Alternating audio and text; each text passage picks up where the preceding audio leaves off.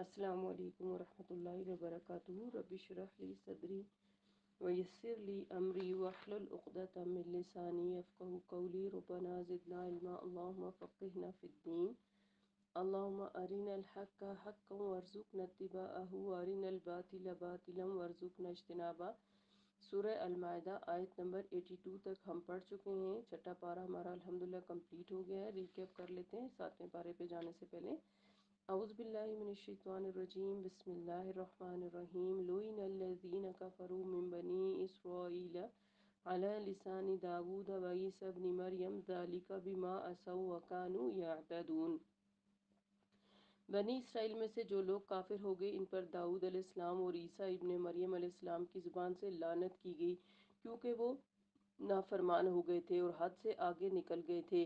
وہ ان برے کاموں سے منع نہیں کرتے تھے جو وہ کر رہے تھے، اور جو وہ کرتے تھے وہ بہت برا تھا. ان میں اکثر کو آپ صلی اللہ علیہ وسلم دیکھیں گے کہ وہ کافروں سے دوستی گانٹتے ہیں. جو اعمال وہ اپنے لیے آگے بھیج رہے ہیں بہت برے ہیں کہ ان سے اللہ بھی ناراض ہو گیا اور خود بھی ہمیشہ عذاب میں رہیں گے. اور اگر وہ اللہ پر اور نبی صلی اللہ علیہ وسلم پر اور جو کچھ اس کی ان طرف نازل کیا گیا اس پر ایمان لاتے تو کافروں کو دوست نہ بناتے، لیکن ان میں سے اکثر تو ہیں ہی نافرمان. جو لوگ ایمان لائے ہیں آپ صلی اللہ علیہ وسلم دیکھیں گے کہ ان سے عداوت رکھنے میں لوگوں میں سب سے بڑھ کر یہودی اور مشرکین ہیں. اور جن لوگوں نے کہا کہ ہم نصارہ ہیں انہیں آپ مومنوں سے محبت رکھنے میں قریب تر پائیں گے. وجہ یہ ہے کہ ان میں عبادت گزار اور عالم اور زاہد پائے جاتے ہیں اور وہ متکبر نہیں ہیں. آج کی آیت نمبر 83.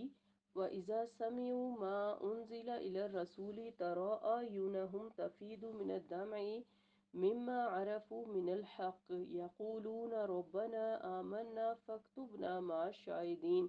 اور جو کچھ رسول صلی اللہ علیہ وسلم کی طرف نازل کیا گیا یعنی قرآن پاک، جب اسے سنتے ہیں تو آپ صلی اللہ علیہ وسلم دیکھتے ہیں کہ ان کی آنکھوں سے آنسو بہہ نکلتے ہیں، اس لیے کہ وہ حق کو پہچان گئے ہیں. کہتے ہیں کہ اے ہمارے رب، ہم ایمان لے آئے، لہٰذا ہمیں ہمارا نام گواہی دینے والوں میں لکھنا.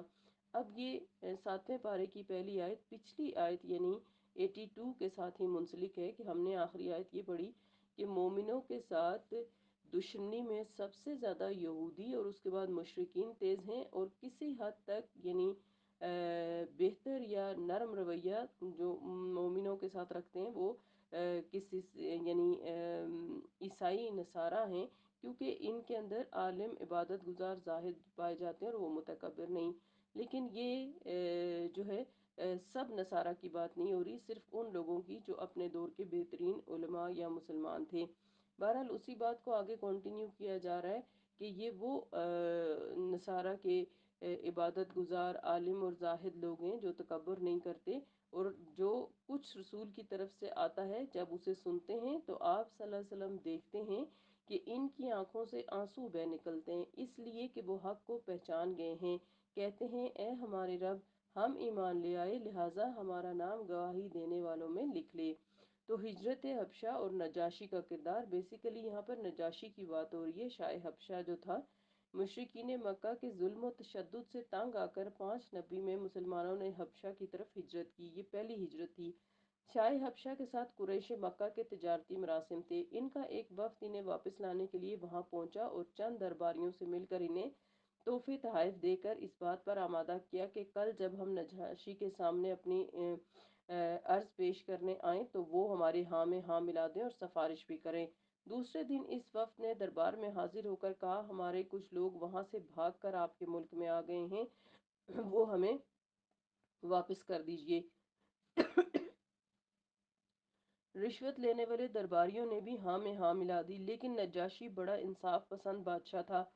اس نے کہا جب تک دوسرے فریق کی بات نہیں سنوں گا میں انہیں تمہارے حوالے نہیں کر سکتا. چنانچہ دوسرے دن مہاجر مسلمانوں کو دربار میں بلا کر ان کا بیان لیا گیا. جب انہوں نے ان مشرکوں کی زیادتیوں اور مسلمانوں کی مظلومیت کی داستان سنائی تو اس نے مشرکین مکہ کو صاف جواب دے دیا اور انہیں اپنا سا منہ لے کر رخصت ہونا پڑا. اسی وفد کے ایک آدمی کو ایک تدبیر سوجی جس کی کامیابی اسے یقینی محسوس ہونے لگی. وہ اپنے ساتھیوں سے کہنے لگا ہم کل پھر دربار میں پیش ہوں گے اور میں ایک ایسی بات پیش کروں گا کہ بادشاہ از خود ان مسلمانوں کو ہمارے حوالے کر دے گا۔ اور وہ بات یہ ہے کہ اس وقت پوری عیسائی دنیا میں عیسیٰ علیہ السلام کے ابن اللہ ہونے کا عقیدہ رائج ہو چکا ہے۔ یعنی عیسائی یہ مانتے تھے کہ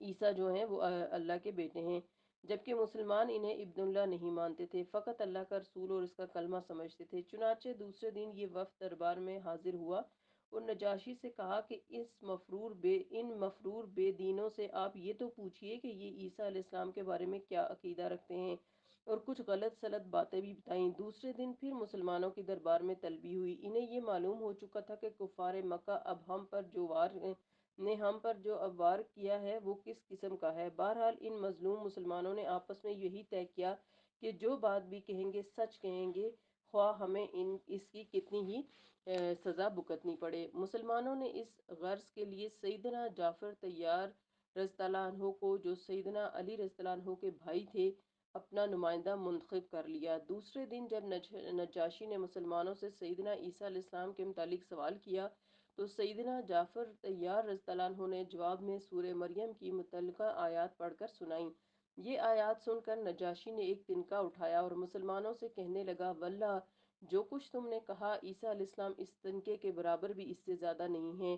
نجاشی کے اس تبصرے پر درباری بھی برہم ہوئے اور قریشی سفارت کی تمام امیدوں پر بھی اوس پڑ گئی، مگر نجاشی نے کسی کی بھی پرواہ نہ کی اور مسلمانوں کو اپنے ملک میں رہنے کی کھلے دل سے اجازت دی، اور وفد کو بری طرح ذلیل ہونا پڑا اور واپس جانا پڑا۔ اس واقعے کے کئی سال بعد نجاشی نے 70 نو مسلم عیسائیوں پر مشتمل ایک وفد مدینے میں رسول اللہ صلی اللہ علیہ وسلم کی خدمت میں روانہ کیا۔ یہ لوگ جب قرآن سنتے تو ان پر رقت طاری ہو جاتی، وفور جذبات سے آنسو بہنے لگتے اور زبان سے ربنا آمنا کہنا شروع کر دیتے۔ اس آیت میں انہی لوگوں کی کیفیت بیان کی گئی ہے۔ نجاشی کا غائبانہ نماز جنازہ۔ شاہ حبشہ نجاشی اگرچہ آپ صلی اللہ علیہ وسلم کی خدمت میں حاضر نہیں ہو سکا، تاہم مسلمان ضرور ہو چکا تھا، اور اس پر واضح دلیل یہ ہے کہ جب وہ فوت ہوا تو آپ صلی اللہ علیہ وسلم نے مسلمانوں کو اس کی وفات کی خبر دی، پھر اس پر غائبانہ نماز جنازہ پڑھی۔ یہ صحیح بخاری کی حدیث ہے۔ آیت نمبر 84 وَمَا لَنَا لَا نُؤْمِنُ بِاللَّهِ وَمَا جَاءَنَا مِنَ الْحَقِّ وَنَطْمَعُ أَن يُدْخِلَنَا رَبُّنَا مَعَ الْقَوْمِ الصَّالِحِينَ۔ آخر ہم اللہ پر اور جو حق ہمارے پاس پہنچ چکا ہے اس پر ایمان کیوں نہ لائیں، اور ہم تو یہ امید رکھتے ہیں کہ ہمارا رب ہمیں صالح لوگوں میں شامل فرمائے گا۔ یہ بھی انہی عیسائیوں کا قول ہے کہ جب وہ قرآن سنتے تو ان کی آنکھوں سے آنسو بہنے لگتے اور وہ بے اختیار کہتے کہ اے اللہ ہم ایمان لائے ہیں، ہمارا نام گواہوں میں لکھنا، اور پھر وہ کہتے کہ آخر ہم کیوں حق آنے کے بعد، حق کو سننے کے بعد، پہچاننے کے بعد ایمان نہ لائیں، اور ہم ایمان لائیں تو اس بات پر ہمیں امید ہے کہ ہمارا رب ہمیں نیک لوگوں میں شامل کرے گا۔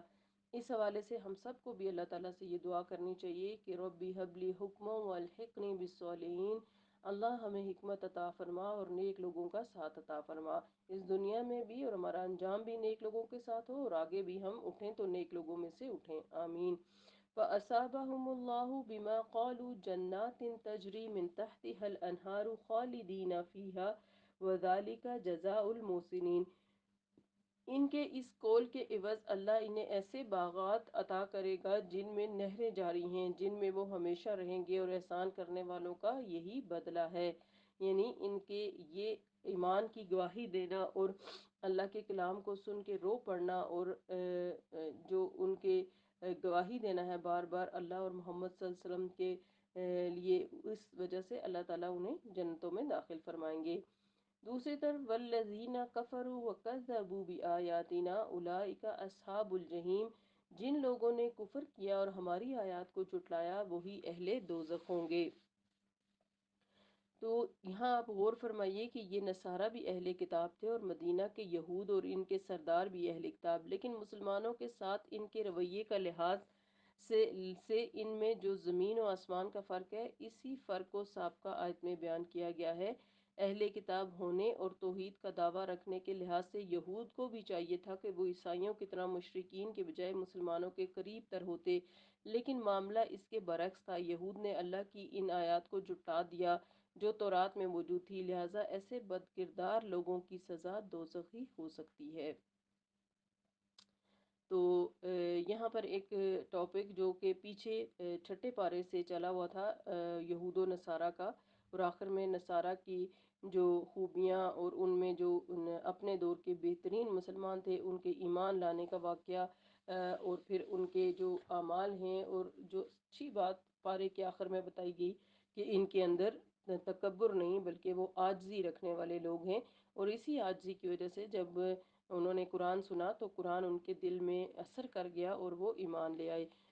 خاص طور پر شاہ حبشہ نجاشی کی بات ہو رہی ہے، اور پھر اس کے دربار میں جو رہبان اور قسیسین تھے ان کی بات ہو رہی ہے۔